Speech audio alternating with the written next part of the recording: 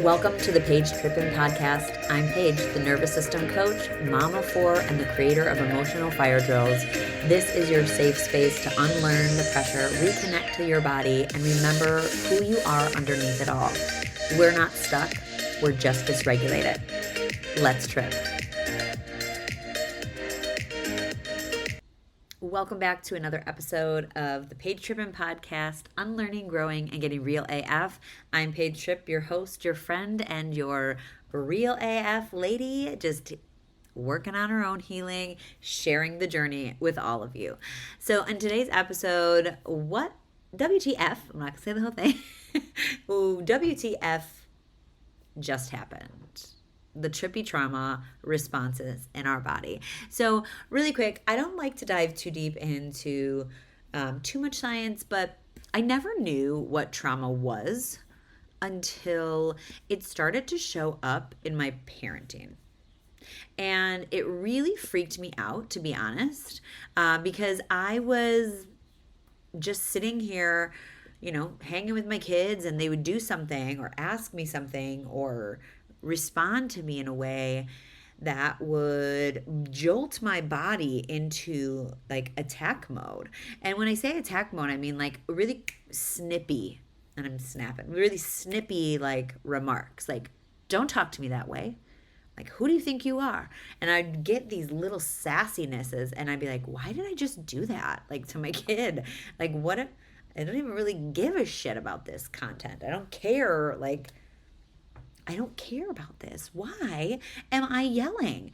I don't understand. And what was happening was that I had trauma around things. I had belief systems that were formed from responses that my parents had or educators had or people had around me that developed stories within me. And there's so much information about trauma. So there's big trauma, little trauma, there's all different types of trauma. And what I like to view trauma as is during your development or during your life, you experience moments, I like to call them loving bitch slaps, just like bitch slaps to your existence, that cause a blip in your growth. So let's break it down. What do I mean? Well, okay, let's focus on me. What do I want to focus on today? What do I want to bring up? Oh my gosh, I can go on. There's so many. Let's see. Looking at my notes that I wrote to see if maybe something will stick out to me. Okay, so nothing's sticking out on my show notes, but basically, I believed for the longest time that I was the reason why everyone in my family was mad at me. Because I was the one with the biggest emotions in my house, right? So I thought that when I had an emotion or when I came into the room, everybody just didn't like me. That was just like my story. And the reason behind this, there was a few reasons. One, I was the quiet one when we would go out, so I feel like people never really noticed me compared to my sister and brother, because they were, the outgoing ones, the ones that were good in sports. They stood out, right? And I was usually either just the quiet one or the troublemaker or the kid that was mediocre in sports. So I didn't feel like I stood out. And again, this is my story. So my parents might hear this, or my family might hear this, and they'd be like, okay, middle child syndrome. And maybe they're right, who knows? But it's my story, and it's my experience, right? It's my belief. And I had moments in my life where people have told me, if you would just stop doing this, then this wouldn't happen. Then these people wouldn't feel this way. And so I really adopted that story for a long time. And there's still moments that I'm like, ooh, there it is, popping its little trauma head out of the hole and be like, hey, remember me? You're the problem, and everything you do is wrong. It makes everyone around you feel like crap. Reality, not true. We like to call my trauma Peggy. Peggy is a real pain in my ass, but she has good intentions. She's trying to keep me safe. She walks in the room and says, remember, you are annoying to people, so keep your mouth shut. Don't act like a nerd. You're gonna annoy your children. Like, that is trauma, right? At some point in my life, there has been a moment, a blip, a bitch slap, or whatever you want to call it, that to other people are like, that's not a serious trauma. Like, you're so crazy. Yeah, I know. Logically, I know that it's not a big deal, right? It's like there are people dying, and I'm sitting here and be like, oh, I'm not good enough. Like, grow up. Like, no. Again, my last episode, you're not the only one. Your trauma, your emotions, your issues are huge to you. And it does not take away from their, I don't know what the word I'm looking for. Their oh my gosh, I can't think of the word. It doesn't take away the fact that this trauma, whether it's a big T or a little t, I know there's like so many things about trauma. It doesn't matter if your issues, we'll call them, if we don't want to use the word trauma. If your beliefs and your issues and your challenges and your struggles, and I can go on with all the words, are big or small in comparison to the world and everyone else's issues, it does not matter, because that issue, that trauma, that thing is holding you back. It's holding you back. It is your trigger. It is your emotional flashbacks. It is the body tensing up before a moment that is reflecting to you the experiences that you had as a child, right? Like, when I have big feelings starting to rise, I can feel I'm starting to have panic. I'm starting to worry. I'm getting frustrated because everyone's calling my name at the same time and touching me and needing me.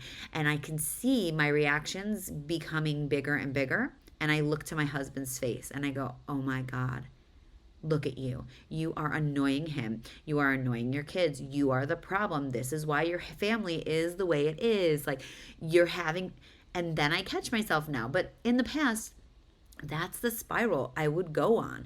I would have these big feelings, and the trigger would be, you're a problem because you have big feelings.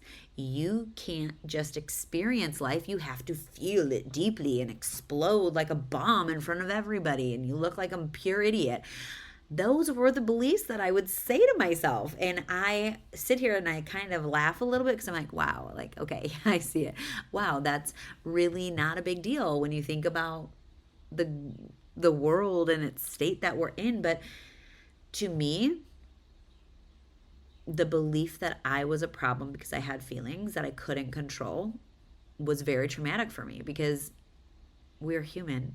We're an emotional species. We literally live our life through feeling, from sight, taste, touch, smell, all the feelings, all of your senses. We literally live through emotion.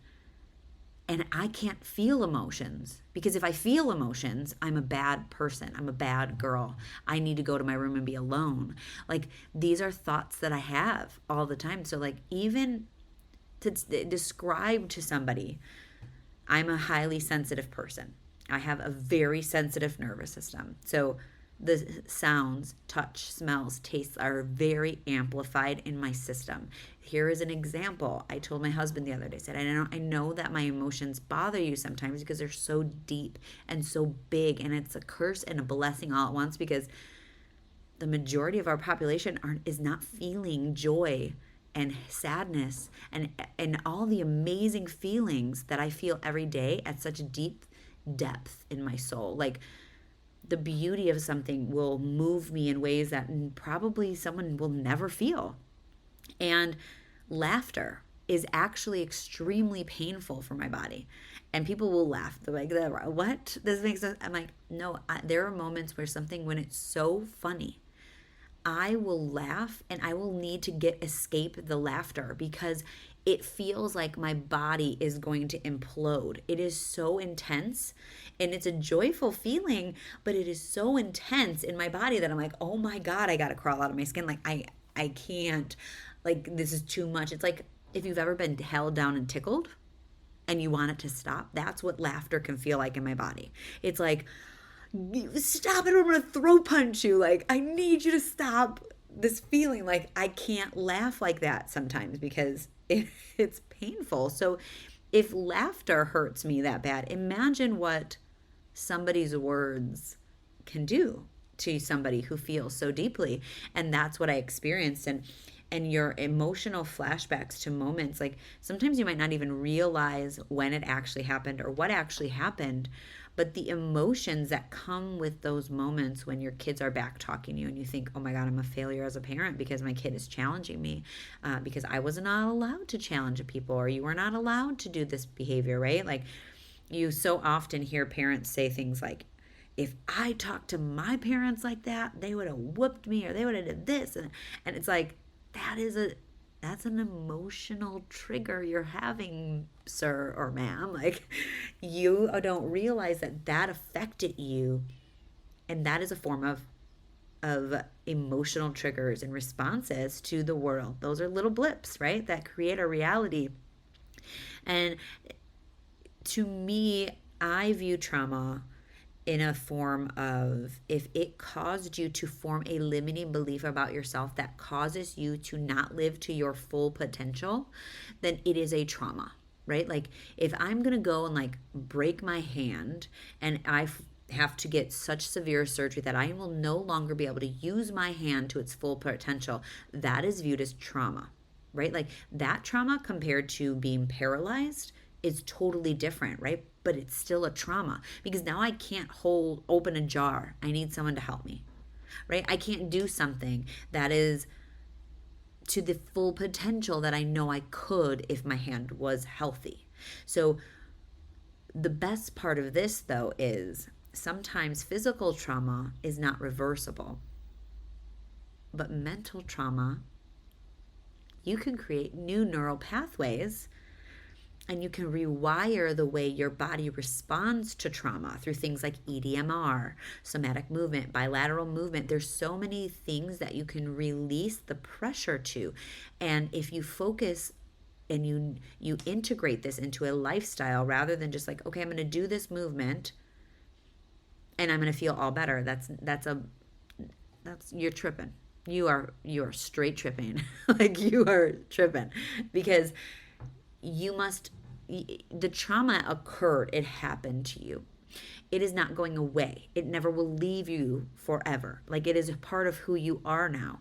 But it does not affect you the way that it used to anymore, because you are showing up differently. You are rewiring your belief about this. And it's really important to understand that, like, when you have a stress response, there's 4 different types, right? So we have fight, which is the aggressor, like someone who like will fight back physically, emotionally, mentally, whatever it is. Then we have the flight, the person who runs away from the trauma, and all those things. They like don't want to face it. They just run. Like, peace out. You look like you're about to threaten me in some way. I'm out of here. Bye. Run. You have the fawn, which is people pleasing. So it's like, okay, oh, I'm sorry. Let me like pull my tears back in. I'll never cry around that person. I'll go cry in the bathroom by myself and then make sure like don't look like I'm crying, right? Fight, flight, fawn, or freeze. The people who just like stand there and like take it, right? They take the abuse, or they take the situation and just like allow, right? We just like freeze. We're like, I don't know what the fuck to do. I'm like, just gotta stand there and look like an idiot, because I really don't know what to. Not an idiot, because I don't know. Because there's times like I freeze too. Mostly I'm a fighter and a fawner. I don't think I've done much other. I either people please or I fight you. It just depends on where I am mentally. But when we understand that our body responds to trauma and stress and things like this, based on the way we are as a human, like we grow up in environments that teach us how to respond to stress, that were safest for us. Like my family, we just said what we wanted and went like, bye. Like, okay, good. Bye. Love you. Like, I just ripped you a new a-hole, but you are good. And I love you, because if I didn't love you, I wouldn't say my piece to you. And wrong, of course, because it's hurtful, but it's just part of life, right? It's part of healing. It's part of growing up. It's part of learning. But we have the ability to truly just navigate life and take the traumas or the blips or the moments of time that hold you back or hold you down or whatever it is you want to say about this, because there's so many different views on trauma. I don't want to just pick one, because you all are different and we all are going to experience this different. But there's something that's occurring multiple times in your subconscious that is making you feel the way that you're feeling, cruddy, and you just don't know how to navigate it. And good news, you're not alone. Again, like the last time, you're not the only one.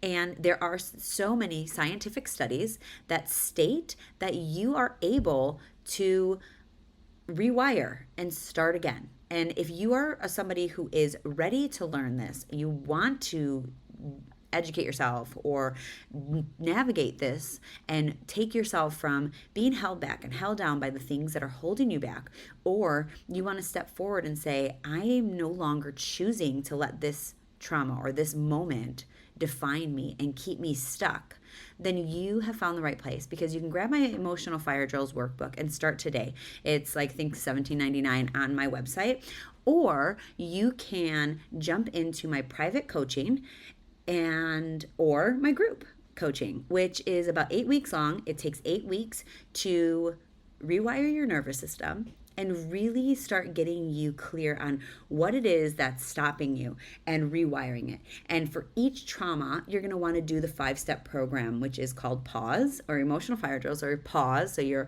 planning and preventing, you're assessing what's going on, you're understanding the depths of where it came from and how to navigate it and what you need. And then you're learning to stop the stories, and then creating effective fire drills that you can take with you and not have to workshop over and over and over again, but to really fully integrate. You wake up and you're like, oh my God, here's this one. Okay, what do I do? Pull it out. And it's such a beautiful framework that I've used multiple times in my own life, and I am so excited to bring it to you. So if that's something you're into, either email me or apply. There's going to be applications in the show notes below, so simply just jump on there and do that, or reach out through Instagram at Paige Trippin on Instagram, or email me at pagetrippin1@gmail.com, and let's get you started on this journey today. Thanks for hanging out with me. Thanks for tripping. Be real with yourself. Remember, you're not the only one, and I'm so glad to have you here with me. See you in the next episode. You made it through another episode of the Paige Trippin podcast, and I'm so damn proud of you. Remember, we're not stuck. We're just dysregulated, and you don't have to figure it all out alone. If you're ready to take this work deeper, to actually feel safe in your body, move through stress without spiraling, and build real nervous system strength, I'd love to support you. You can work with me one-on-one, join my group coaching program, or dive into my online membership at your own pace. Just head to the link in the show notes or find me on Instagram at Paige Trippin. Your body's ready. Your power's not gone. It's just been waiting. That's it for this episode. Keep tripping, and I'll see you next time.